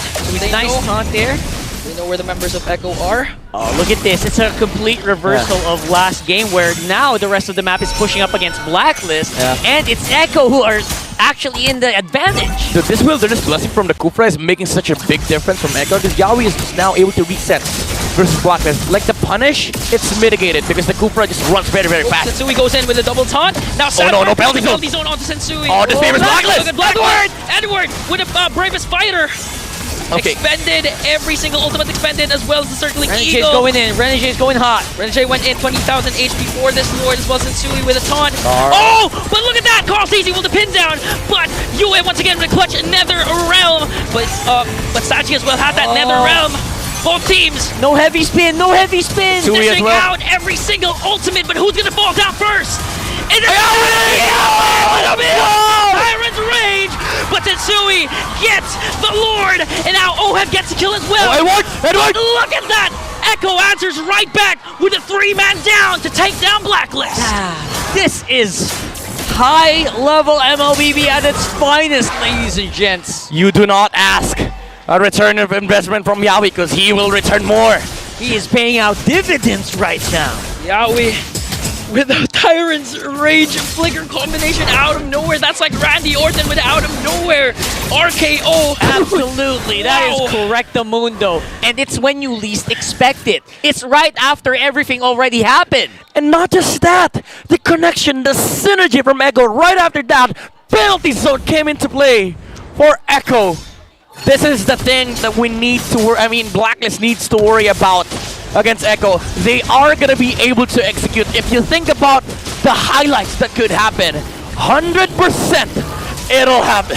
Yowie, the embodiment of the House of Highlights moniker. The Blacklist still standing tall. They're the aggressors right now as they take down the middle lane turret. And just like that, Blacklist might be able to even out score in game 3. Yeah, they basically neutralize on the Lord take. Blacklist are still gonna be able to push it out. Yeah. Macro still very, very big for Blacklist International. Even though Echo is leading by 2K, again, their main concern is that they need to take out this Bruno. If they don't, even the Beatrix does not have like enough firepower against the front liners of Blacklist International, especially with the reset.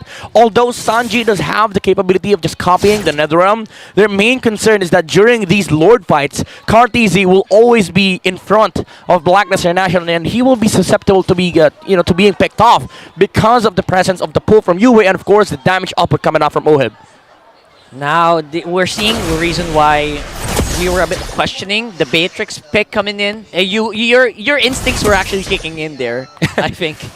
Because the Beatrix is having a hard time actually reaching targets as well to clean up. I mean, he does have like the sniper or the Renner to sort of like add another layer of damage on the front lines for Echo, but you have to be really careful what guns you choose, because if Blacklist sees that you don't have the right mix of guns, they will just execute in terms of team fighting, because Yue is rocking that flicker, so Blacklist International can just engage in front of Echo. Most of the time, Yue is never always casting 1 point. I mean, that's why Oheb, despite the aggression of Yaoi, only has 2 deaths. That's a crazy stat line, by the way. That is crazy. Yeah, that's a crazy stat line. Heals. Where'd that come from? Fredden and Akai, the way that they heal up is just by constantly using their spells. Well, that's with Fredden. Akai is more of like second skill. So as well as the helmet, the Guardian helmet. Yeah, you're right. They've been absorbing so much damage. The helmet just keeps regenerating, it does count into it, yeah. Yeah, so it's really funny the way that happens. Third Lord for this game. Gotta catch your breath, bro. We have to catch our breath. It's a matter of time. These 2 teams can execute. Oh, Sanford picking up the rapid boots.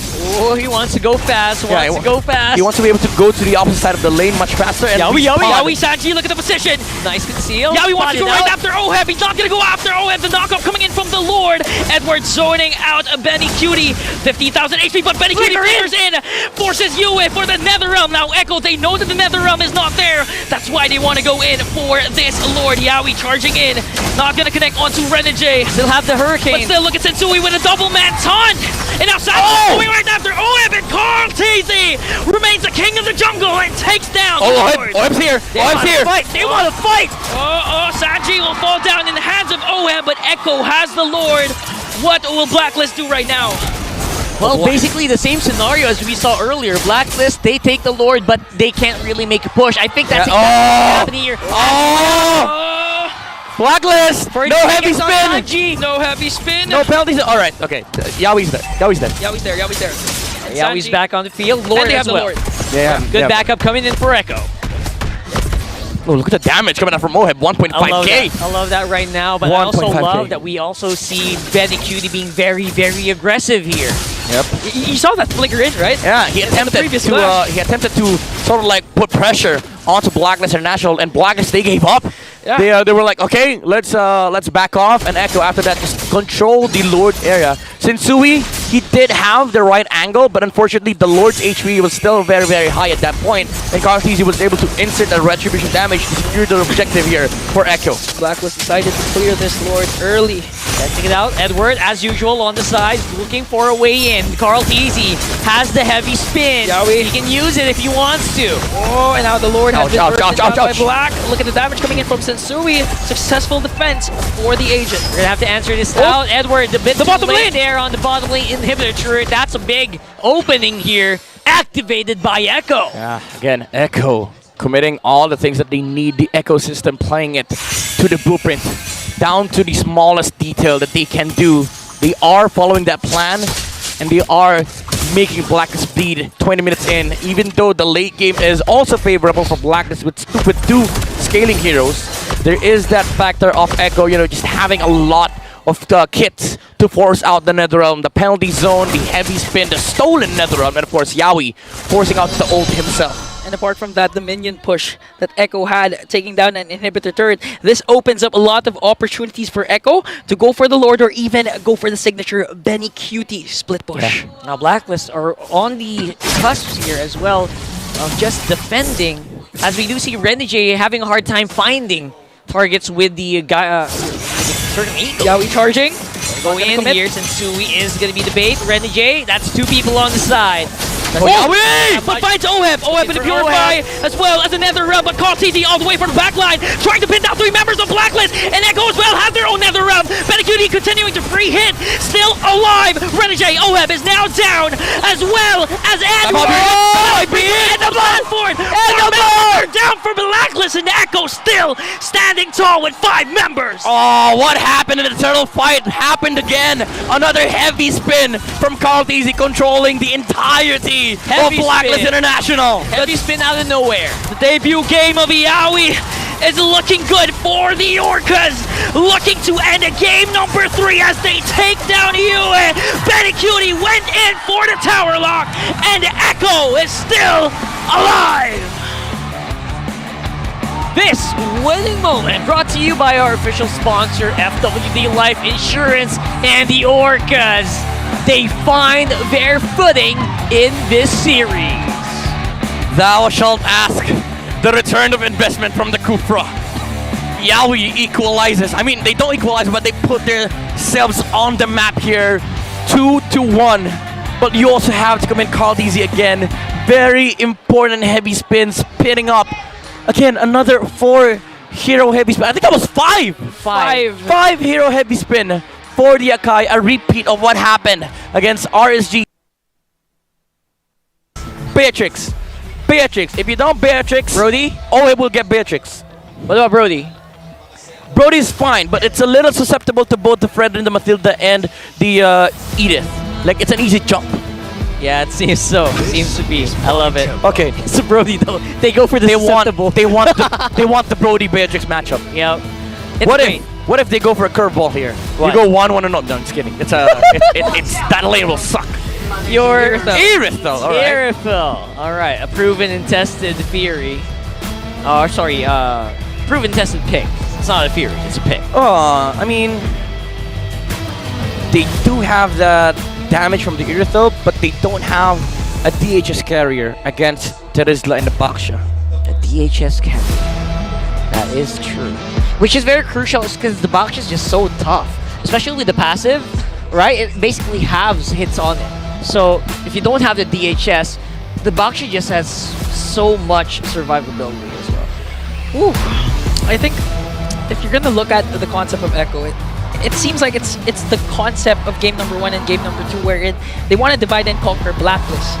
But the different thing is, apart from the Franco pick, is Yawi's the one who's playing. Yeah.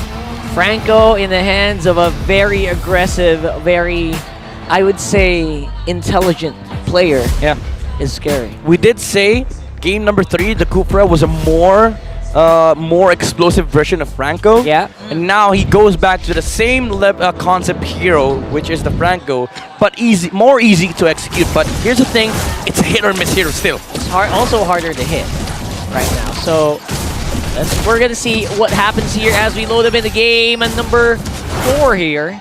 It is 2-1 right now in favor of Blacklist, but Echo are starting to pick up steam.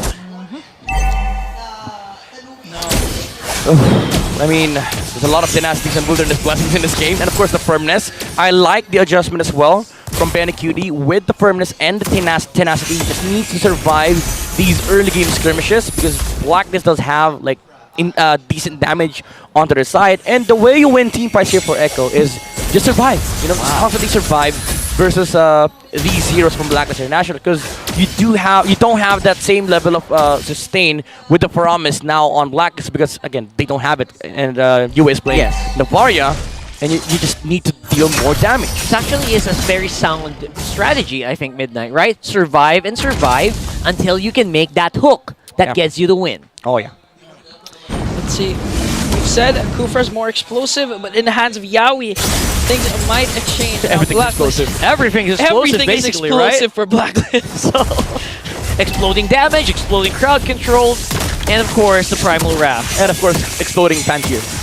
Oh yeah, I mean that's already a given at this point, right? No matter what the picks are. So, yeah, okay. That's a nice denial here. Okay. Small size of small stuff. It starts with small, and then it snowballs into something big, right? Yeah.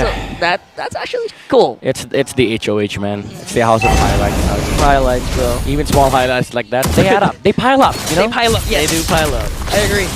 And now The very first turtle is up for grabs. Blacklist are pulling it to their side with Carl TZ. Oh! Happy to Oh, play out it. of nowhere! Sanford with a penalty zone. Edward answers right back Primal Wrath. with an Earth Primal Shatter. Wrath! And look, the Primal Wrath, it's really hurting Echo right now. Sanford, Carl TZ is down in exchange for Edward. Sanji! Sanji! Nice play. Forward after Renji. On to Renji will Sanji. fall down 2-4-2. Yowie! Yowie with a flicker and bloody hunt to bring down Yue. Oh, I missed this. Somebody asked me yesterday, what do you want more? Yaoi, Sanji, or JP Sanji? I said Sanji Yaoi, man. These guys just have insane level of connection. Ooh, yeah, they have Another reset from Yaoi. You have that link, right? That mind link that, you know what, if this is happening, you do this. Yeah. They don't even need to talk, I feel like. They're just going straight at it. It's that killer instinct, you know? If you have Killer Sensui for the instinct on Blacklist and National, it's the Orca instinct. The killer instinct, both on Yaoi and Sanji. They just know how to outclass and outplay any single opposition in front of them. Yeah, what we have to check though is the gold lane, because Oheb right now seems to be having some fun, especially with the Matilda with what Renji is providing, which again, this is obviously a ticking time bomb, and I wonder if Yaoi's gonna try to affect this gold lane more. No, if he wants to, it's gonna be in 60 seconds because you need that flicker against the Earth, especially with the movement speed that Oheb has alongside Quantum Charge Renji. Oh, that's a very cute interaction. Ooh. Apparently you He's can't on hook him Iron out. No one can stop the circling eagle. Circling Eagles casted. The Iron Hook won't connect. Yes, that's interesting. Okay. Very cute, very cute. It's been a while since we've seen a Franco in the first place. Yep, oh, Sanji. Blacklist, they want to go after Iron after And Zero. Sanji. There you go. Oh, but Sanji has the Circling Eagle. Circling Eagle casted. Oh! Oh, Sanji evaded 3 agents in the mid lane. How many outplays do you want? Yes. Yes. The outplay counter here in this game is going berserk. And we're not even 5 minutes in. It's only 4:11. Oh, Oheb.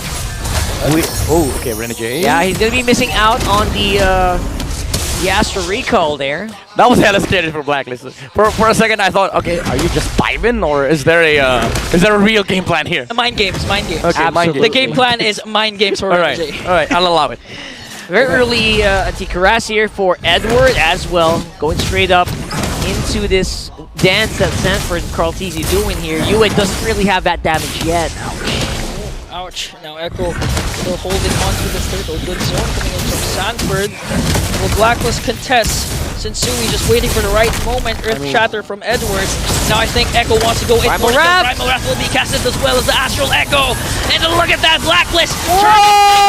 Sensui with that Praiser's Wrath to bring down Sanford and Carl TZ. Sanji is the lone member of Echo in the turtle pit. He's still making a play. Sanji's going in! Going in for Agent Zero. One more hit onto Edward. Legend Zero's gonna evade that death. And Benny's being mangled on the bottom side as well! Blacklist are getting the map to themselves, and they also might get this turtle. All right, so the answer is outplay the outplayers. And Edward, I was gonna say, you don't do that in front of an Edith. If you're the Echo and you deal damage to the Edith, you have to make sure that there's no response coming out from Blacklist, because if you don't and they re-engage, you're just giving damage to the Edith. That was actually so good, because Edward walked into a bush, and then Sensui was waiting. Ready with an energy eruption. He baited it out. Oh, Echo, again, these are the shot call woes that we've seen from day number 1. They need to be really careful with these plays that they're making, because they have to make sure that the response is not there. Now Blacklist, if you notice, they're not actually going for the Uber play. They're dividing themselves to conquer Echo. There was a top play to get that turtle and a bottom lane play for Blacklist to get this bottom lane turret. And now, despite Yaoi's entrance in the series, Blacklist remains unbothered. Alright, so it's all gonna be up to that classic Franco play. You don't need to hit all the hooks. Just make the hook that counts. Keep in mind that we as Filipino casters have called Franco once upon a time a walking win condition. The walking win condition. He is literally a walking win condition. No matter what happens. No matter what happens, if you're able to land your ult onto the right target, still have a chance. Ooh, Sensui, Praiser's Wrath.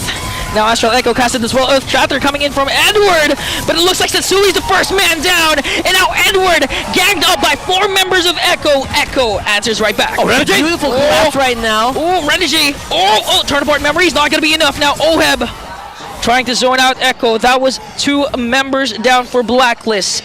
No trade for them. All right, this time around, Echo made sure that there's no response because 5 players grouped up towards that side of the map, and they saw, they saw the Irithel and the Mythilda moving towards the top lane as well, but they just had the timing. Like the window was enough for them to actually take out Sensui. That was an excellent collapse there for Echo. Like Definitely. they put it in a place where there was no way that Blacklist could respond there.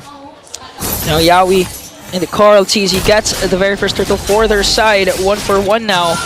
And it looks like we still don't know who has the advantage because for some reason Echo answers right back with no exchange from Blacklist. Dude, the game was so equal at one point, the gold lead vanished. Like Exactly, the 0. graphic, it vanished. It He gave up. Amazing. It was like, who's leading? I don't know. The gold is literally the same. For the series, economy doesn't matter. It's all about shot call. It's all about shot cost, the execution. Speaking of Carl, Oh, speaking of Carl, Carl goes in for Sensui. And now Blacklist 4 members, they really love rotating at the top lane. They don't want Sanford to be in his comfort zone, to be able to do those outplays, those zone from this Terizla. yeah, but you know what? If they keep doing that, you know who's happy? Benny Boy. Benny. Benny Boy. Benny Boy, Echo's boy, the Wonder Boy. All right, Sanford, top lane. Oh, now Echo wants to answer right back. Sanford commits that penalty zone. Sensui with the top. Oheb, but Renegade with a safe circling eagle, but Sanford says no. Oheb will fall down. No trade. Sanford's the only trade now. Edward with the Earth Shatter. Astral Echo is casted as well. Yowie once again with Iron Legend 0. But what just... Speaking of explosion, that was an explosion play from Echo, and Sanji's not done. You was making some plays here as well. Yue with the Astral Sphere to bring down Sanji. What? Welcome to Philippines. Welcome to the Welcome. Are you not entertained? Mabuhay. Mabuhay! By the way, I like this build coming up from Betty Cutie, the Rush Blade of Despair into Malefic Roar. It does amplify the amount of physical damage that they have. By the way, yeah, we almost got a pro buff. Almost, it provides yeah. a lot of physical damage from Echo. And the reason why I like the Rush is that they are able to now utilize the Brody as sort of like a pseudo Beatrix alongside a Franco, wherein Right. they get a target, they can press him down easily. Bishop for Blacklist. in here. Sanford with the penalty zone. Edward answers right back with Earth Shatter. Now Renjay circling Eagle. He's getting pinned down here, but Blacklist wants to answer right back. But Acuity has the free hit. Sensui soaking up the damage, plus giving it himself, and brings down Carl TZ. No retry for the Orcas. Mission successful for the agents. They take out the retribution of Echo, and that will be securing that first board of the game. Well, whenever Echo is not able to use like the spells that they have, and they let Blacklist International run them down, I'll just have you I'll remind you that Blacklist has 2 marksmen, and that's the reason why Carl TZ melted so fast. They are in front of the Irithel and the Edith. Primal Wrath, bro. That's just what happens. 2 marksmen. 2 marksmen. The trust of Sensui. Sensui keeps diving for Blacklist, and there's a major objective. The Lord is there, up for the grabs, but still Sensui knows his team. No Blacklist can bounce back from this, can deal out the damage, commits, soaks up the damage, and Blacklist got the Lord. Yeah. That was a very nice close up there. Yep. I was a little We asked surprised. Blacklist count. International earlier where the damage is coming from. Eder was like, Yeah. hold my phone. Hold on, Hold my phone. bro. I mean, hold the other phone because I'm playing. Let's go. So we're gonna have to see if Echo can defend, because this is gonna be crucial, right? What Blacklist wants to do with this Lord, they don't want to go break the base. They just want to whittle down these outer turrets, open it up, make it hard for Benny Cutie to actually go around the map. Yaoi, a lot of pressure for this roamer. Needs to make a wild play for the Orcas, and needs to get a perfect target. A while ago, we've seen him connecting the Iron Hook onto Oheb, despite Matilda being there. Echo really needs those kinds of plays from Yaoi. Have to find that flicker into Bloody Hunt onto the right target. Problem is, you're also playing a Franco against an Edith, wherein he can just completely deny you the opportunity of jumping in. And of course, your damage going onto the front lines of Blacklist, it's still the Edith and Edward enjoys receiving those damage, especially with the Antikyras, the Radiant Armor into the Dominance Eyes. Yeah. Maybe going for the Stardom Scythe on the next item. But it does provide another layer of problem for Echo because it's not just the Irithel now, it's also the Edith that is dealing damage for Blacklist International. And the game goes later, the Novaria factor of Yue now getting all the information in the world, not allowing Echo to have a play outside of the Lord timing. That's actually very true, Midnight, because most of the time you see Edward, he's like going up front and it's like he's saying, guys, hit me, I'm right here. I can activate Primal Wrath if you do that. You're gonna reduce your attack because of Anti-Caress if you hit me. Yep. We just really have to commend Yue right now. The Astral Echo on point, on to 4 members of Echo, ruining their rotation, ruining any surprise attacks that they could do in a span of 30 seconds. Again, it's the adjustment. It's the solution coming out from the coaches of Blacklist International. This Novaria is ruining the gameplay of Echo. The Echo Express has always been under the radar, under the vision, under the nose of Blacklist International. Yeah, loving so far what Yue is doing, but at the same time, it's very commendable that Echo are still holding on this much of the map. They're not being forced back into their base because of the control of Blacklist. That means they can still contest this Lord. Yeah. The thing about this game is that they don't have like good end-game conditions. It has to come down to Lord dances and of course insane base pushes and base dives. But when it comes to objectives, they have the opportunity here for Blacklist to slowly take this one out because of the presence of the Novaria. What else can you expect from the two teams? Basically the pioneers, the epitomes of Lord dances. Right. And now 18,000 HP for this Echo, Lord. by the way, look for it, the ultimate from the Novaria. Oh, it's a good seal. The Katia Blade. Who is he gonna get? Oh, I think it's gonna be on to Renji, but Renji has the circling eagle now. Pacer drop coming in from Setsui. Yaoi is down. Blacklist is still alive. Sanford is down as well. Very cutie. No more. It's a wipeout. It's a the agents. Ladies and gentlemen, Blacklist breaking the odds and breaking the code. Echo, they wanted to go for the Irithel, they didn't have the distance. Yaoi flickering short of the Irithel. And Blacklist capitalizes, but Sanford recovering for Echo, but at the end of the day, it wasn't really enough. As Insui and Yue still has the right damage to take out the remaining heroes on the side of Echo, and now they get the Lord. They got it. They got that crucial Lord. And I wasn't really expecting Carl TZ to go down, but in the end, they actually went to Yaoi first. They recognized that this guy's just a headache for us. We gotta take him out right away.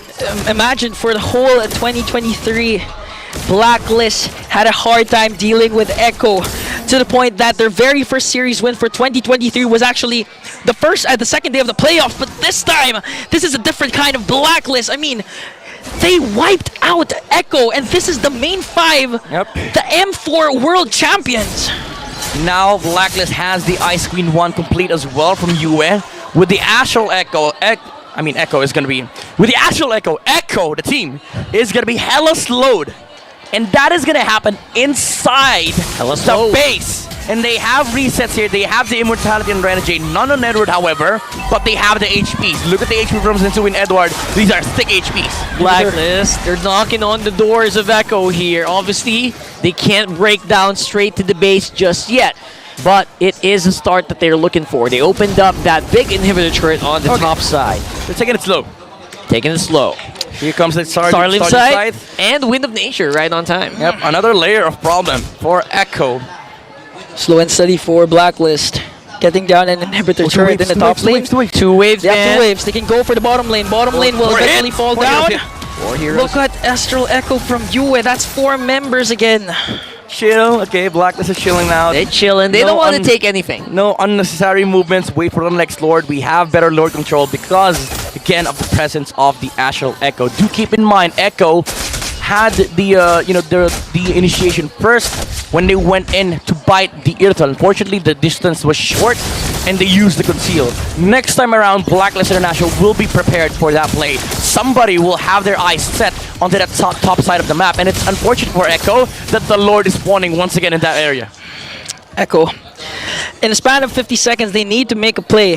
Call it desperate. They need to find a pick off because going head-to-head, Lord dances against Blacklist. They're having a hard time. Although this is Carl TZ, Blacklist were able to punish them, and with the economy blowing up for Blacklist side, it's really hard for Echo if they don't make a play. Yeah, by the way, welcome to the Novaria City. That's right. Echo will have to dodge these Star Shutters coming out from Yue with the Impure Rage, Lightning Truncheon procs, that is max damage, additional layer of 1000 magic damage per hit. Add to that, the Divine Glaive. The Divine Glaive, once it goes up, once you get that full item Novaria, you can build up all the magic damage you want. You're still gonna get scratched. Lord spawning gives me chills because this might be the potential game-ending Lord. Either way, even if it goes to Echo or Black, this Lord will be huge. Yeah, they have resets on Blackness, by the way. Immortalities are up. Of course, all skills are up as well on the other side for Echo. Now, Sanji is who's gonna make the first move? First move activated. Oh, now conceal. Edward disrupts them, but look at Yaoi going right after Yue and hooks him once again. Penalty zone in. Body slowly falling down for Black. Yue is gone, but in exchange for Yaoi, now Sensui, Edward doing everything they can to make the agent proud. Better Cutie into the midst of everything will be taunted down and bursted down as well. Sadly, the Lord also will be taken down by Blacklist. Ladies and gentlemen, the world stage is set. We have our Philippine representatives. Blacklist, break the code.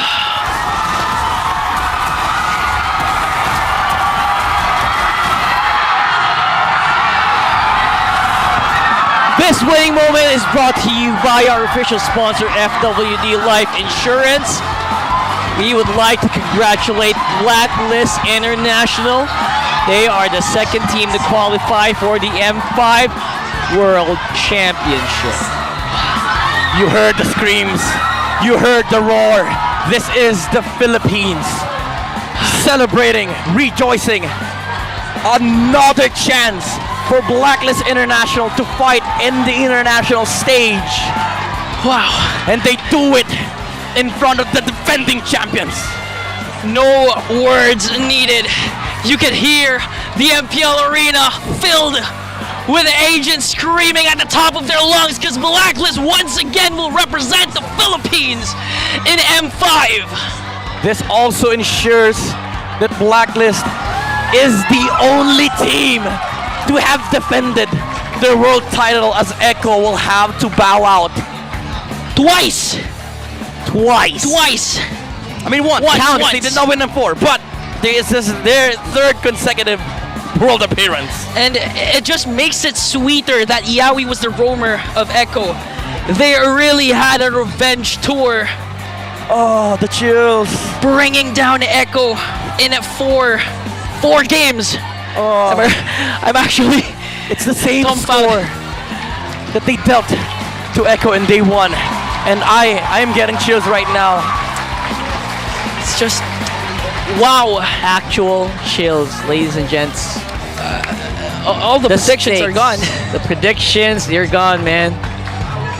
There it is. There it is, right there on your screens. What these teams have been working for here. And Echo, it's been a run, man. It has been a run. Showing dominance all throughout. Now they will have to bow out. Let's throw it over to Marakino. Thank you, casters. It breaks my heart to bid farewell to such a dedicated and hard-working team. Carl, this is your moment para magbigay ng mensahe sa lahat ng mga orcas at sa lahat ng mga sumusuporta sa inyo. Sa mga sumusuporta sa amin dyan, sorry. Babawi na lang ulit kami. Nagkaroon lang kami ng mga problema, pero di pa kami tapos dito. Mas nanggigigil kami lalo. Thank you, Carl. They might not have been the victor this time around, but their dedication, their camaraderie, and determination and resilience have shone brightly throughout the journey here in Season 12. For the last time, everybody, echo loud. You may now take your bow. Unfortunately, your journey ends here. now, your grand finalist, Blacklist International.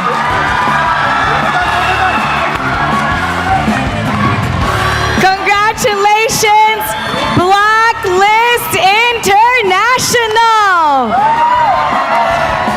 Edward, ba't ang seryoso mo? Ano ba't ang seryoso mo ngayon? Ba't ka tumitingin sa floor? Ano iniisip mo? Di lang po ako mapaniwala. Dahil, ang lupit nyo kanina.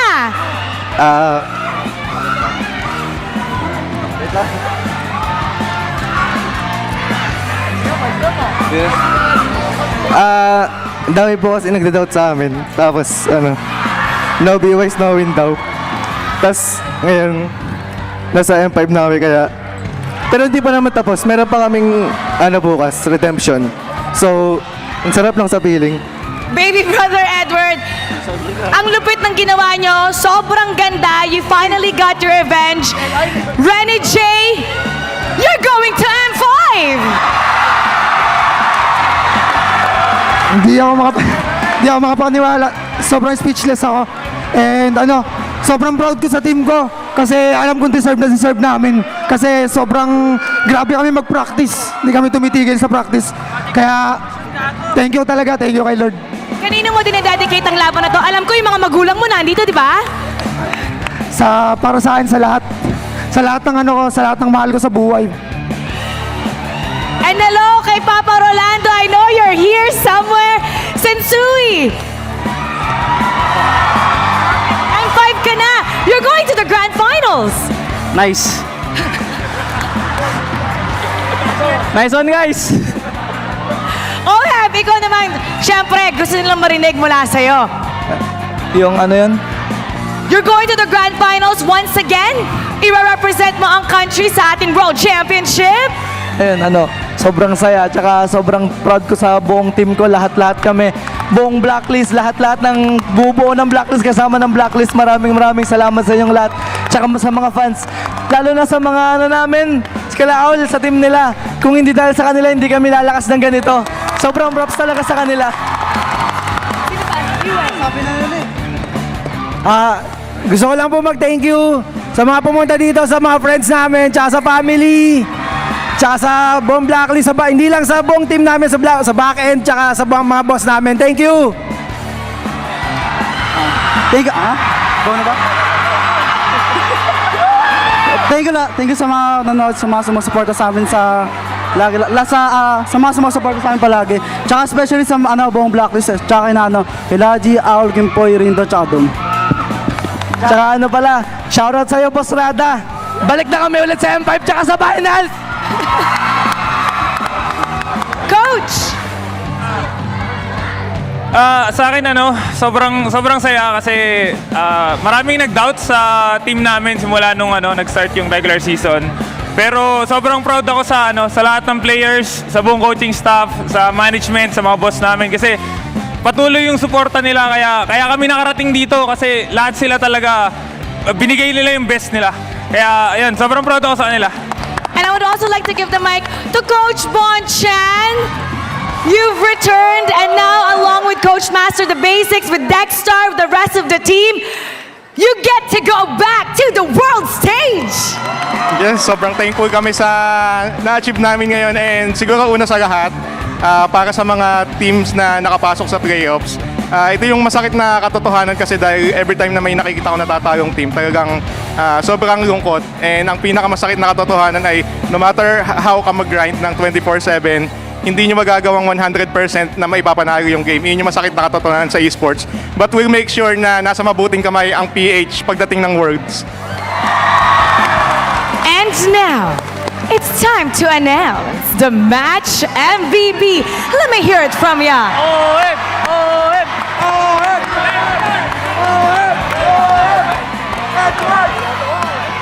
Let's take a look at the screen for the match MVP. Edward!